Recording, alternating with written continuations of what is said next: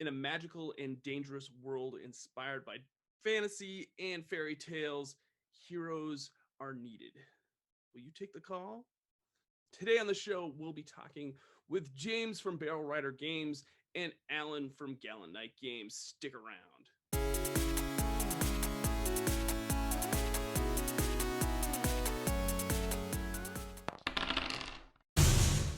Gentlemen, thank you so much for joining me on the show today. Let's talk a little bit about Hero's Journey Second Edition. James, let's start out with you. You're the designer of this game. You want to tell folks a little bit about yourself and who you are, what you do? I'm James M. Spahn. I'm an indie publisher and a gaming freelancer. My indie stuff is published through Barrel Rider Games, which is now partnered with Gallant Games. Yay! My most popular independent releases are White Star and the White Box Omnibus and the first edition of the Hero's Journey. My freelance credits include work on the One Ring role-playing game, Adventures in Middle-earth, Fantasy Flight Star Wars, Fantasy Flight Legend of the Five Rings, a Vortex edition of the Vortex system version of Rocket Age, and the upcoming Keyforge Genesis role-playing game, and a couple other things. James, why don't you tell us a little bit about A Hero's Journey and why you feel it needed a second edition? Well, I guess it boils back to the fact that the first edition was kind of written on a whim. It was kind of just put out there as James's ideal version of a fantasy, old classic style fantasy role-playing game. It was based off White Box, which is 74-ish era D&D. And those are primarily inspired by the works of, Conan and Fafhrd and the Grey Mouser and that kind of pulp sword and sorcery. And as a person, I'm much more interested in classic stuff like Tolkien and fairy tale mythology, Dragonlance, things like that are much more my ilk. So I wanted to write, what if D&D had been that?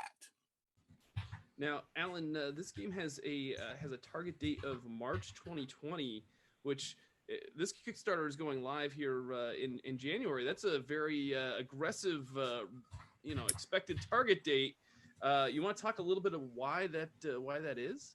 Sure. So, other than printing the book, the game is basically done.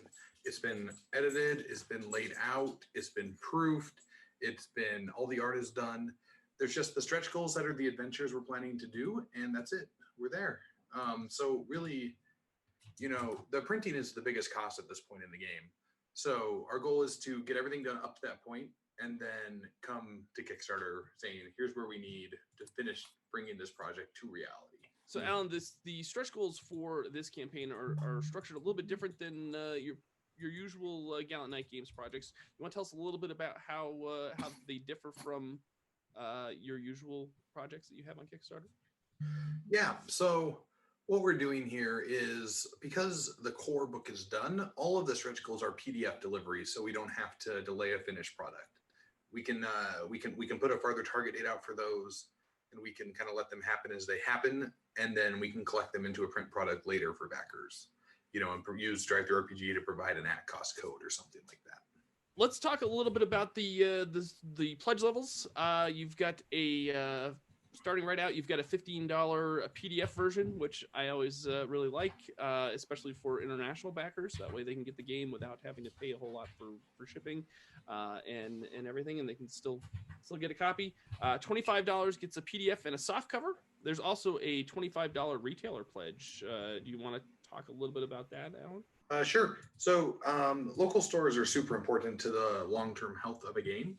And so we always try to provide, a reasonable retailer pledge, because we know every retailer can't drop $200 on product that might not arrive for a year or two.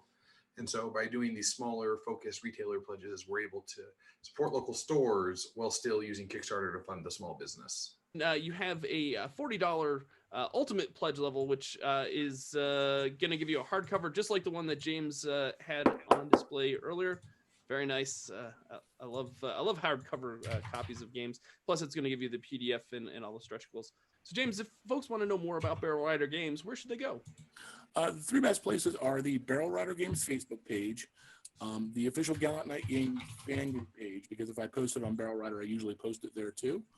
And I have a blog where I talk about what I'm releasing as well as game design and game theory, which is Halfling's Luck over on Blogspot. Those are your three best places. And Alan, where should folks go if they want to know more about Gallant Games and all the games that you're publishing? Well, you can go to gallantnightgames.com. You can go to our Twitter at GallantKGames. You can go to our official Facebook group, our Facebook page, facebook.com/GallantNightGames, or you can follow me on Twitter at alanbar.com or just at alanbar. There's no .com on Twitters. Go click the link for the Kickstarter in the description of this video. We're really excited to help James and Alan get this game into print.